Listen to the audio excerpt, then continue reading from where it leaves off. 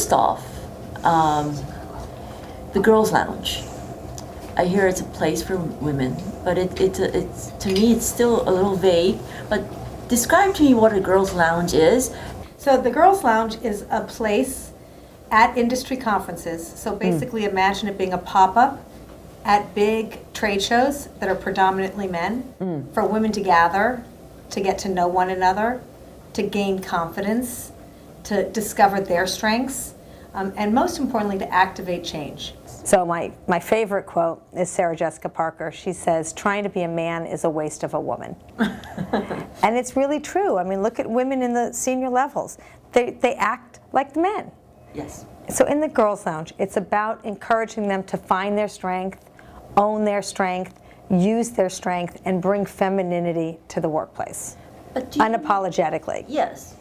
So, but do you need a separate space for that? Yeah, so the space, sorry not sorry, is a space for women, because when men come in, women act differently. So until women find their strength to be who they are, it will be a space for women to hang. And within a lounge, we do things that the guys don't want to do anyways. We do professional styling, so we do hair, makeup for headshots. We have a confidence closet where we help women dress for confidence. It's not how you look on the outside, it's how you feel on the inside. We say confidence is beautiful. And we do power conversations, talking about, you know, very unplugged, real things called Ask Her. It's different from any other kind of this kind of, I don't even know if there's any. There's nothing like it. It's the first in the world. And it happened by accident. I say I went from a moment to a movement where I wanted to migrate from market research, my background, into technology. And there was a technology show called Consumer Electronics Show in Las Vegas, where I heard there was over 150,000 men, very few women. And that's intimidating, even for someone like me that has risen to CEO status, and in market research I know everyone, men and women. So I called 4 girlfriends and I said, let's go to the show together. And you know, we ended up, and I said, if you know other women, invite them. So 24 hours later, 50 women showed up. Wow. And it was remarkable. I really felt like I was surrounded by women with some of the same challenges of work-life balance and perfection and insecurity, or I'm not as good, or I'm not this. And it was just that amazing moment. So that's the day the Girls Lounge was born. Really felt the need for this kind of environment. Something was not there to really nurture a woman up the corporate ladder.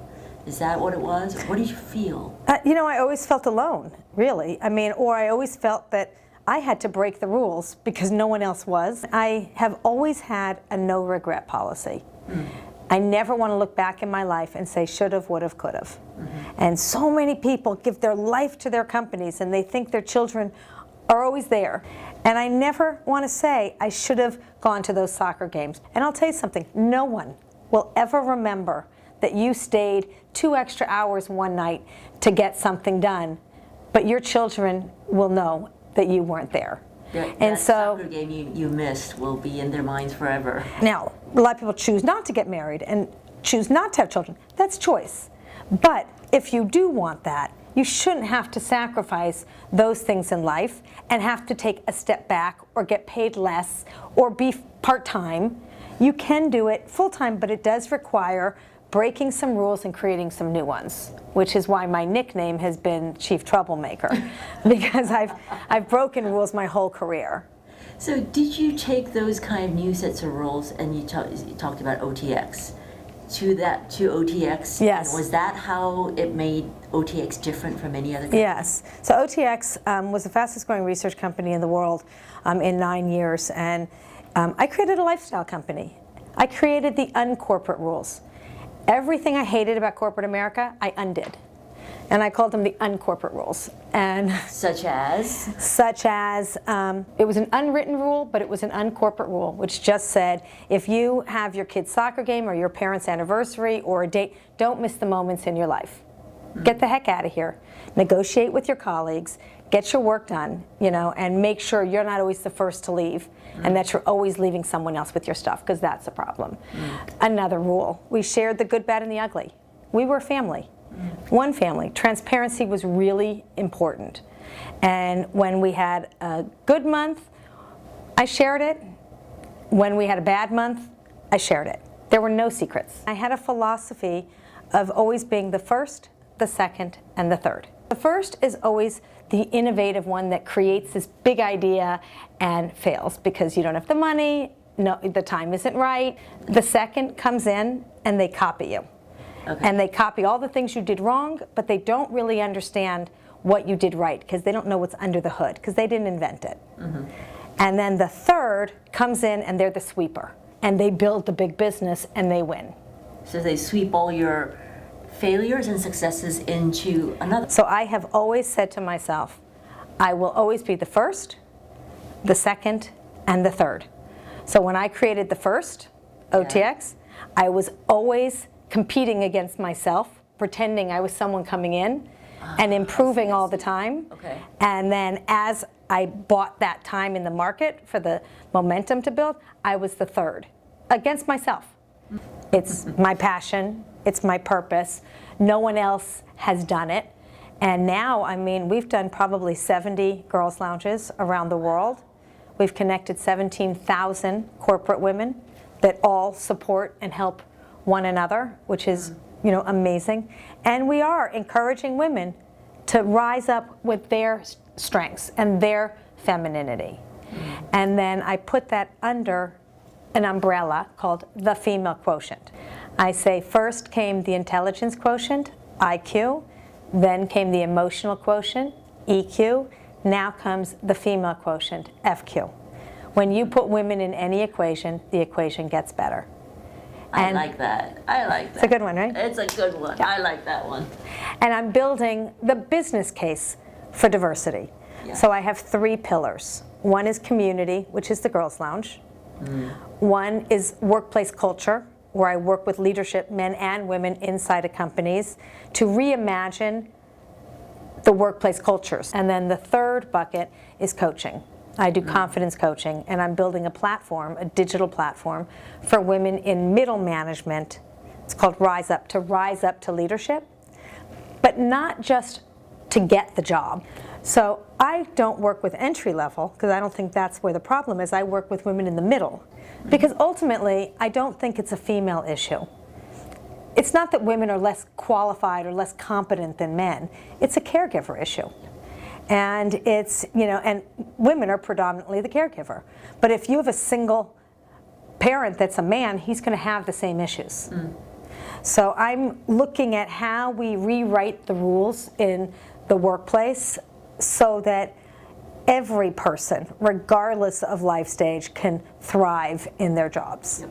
That was the question I did want to say. I mean, it's the girls' lounge and a lot of emphasis on women, but you know, when you talk about gender equality, it's not just women. Yeah. A lot of men need to break out of absolutely. their gender box as well. Absolutely. But that's what I do in the workplace culture. Because, well, I respelled feminism. I spell feminism with the word men in it. Oh. F-E-M-E-N-I-S-M. Modern feminism must include men. Transformation won't happen without the guys. You know, we're 50% of the population. We can't keep talking to ourselves. So, you know, when it comes to confidence building and coaching, it's an all-women space for confidence. But when it comes to action and transformation, I always include men and women.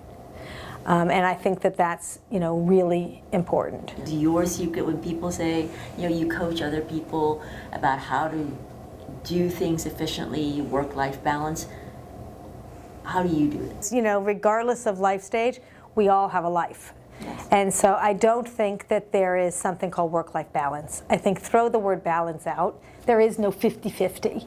You have one life with many dimensions, and you have to integrate them.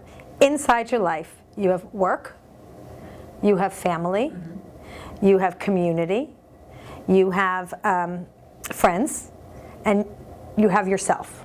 We forget about ourselves, which is really a problem. So if you have this pie with all these slices in it, you might not be able to have all those slices at a certain life stage. So if you have this pie, you know, what I used to do when my children were little, I added my girlfriends and my workout together. So I took bucket, you know, dimension 4 and dimension 5 and combined them into one. So that helped me a lot. And then, of course, now my children are 20, 22, and 25. So I have a lot more flexibility in my life. And I can add in way more, you know, a lot more of the dimensions. And I can make each of the slices bigger and bigger and bigger.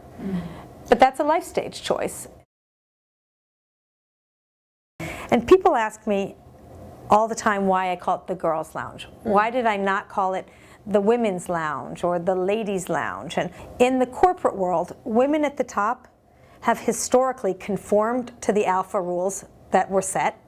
Yep. They didn't break the rules. They were not supporting, you know, other women. And when you look at women's organizations, nothing happens.